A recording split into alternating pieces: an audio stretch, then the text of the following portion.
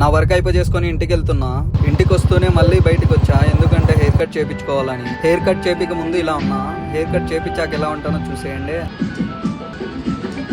Hair cut చేపించిన తర్వాత ఇలా ఉన్నా నేనైతే.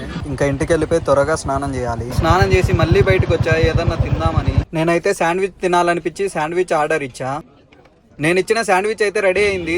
Cheesy chicken sandwich. వేడి వేడిగా భలే ఉంది శాండ్విచ్ అయితే. ఇక్కడికి బయట ఫుడ్ ఎక్కువ పెట్టము. టేక్ ఇట్ అనగానే షాక్ అయిండు. ఈ మనిషేంద్ర ఎప్పుడు అడిగినా పెట్టాడు, అలాంటిది ఈ రోజు ఆ మనిషే తిన అంటాడని చూస్తాడు. వాడు ఎక్స్ప్రెషన్ చూడండి, కాలిపోయేది పెట్టినా వాడు.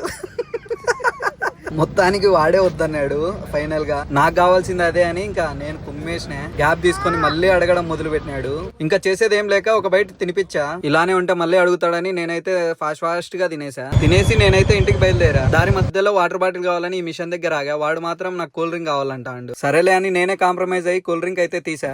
ఈ బాటిల్ తీసాక వాడు చూడండి అని అడుగుతా ఉన్నాడు. మర్చిపోయా. ఫాగ్ చూడండి ఎంత ఉందో, 11 అయింది టైం. ఇంతే బ్లాగ్ అయితే ముగిసింది. Thanks for watching. Bye bye.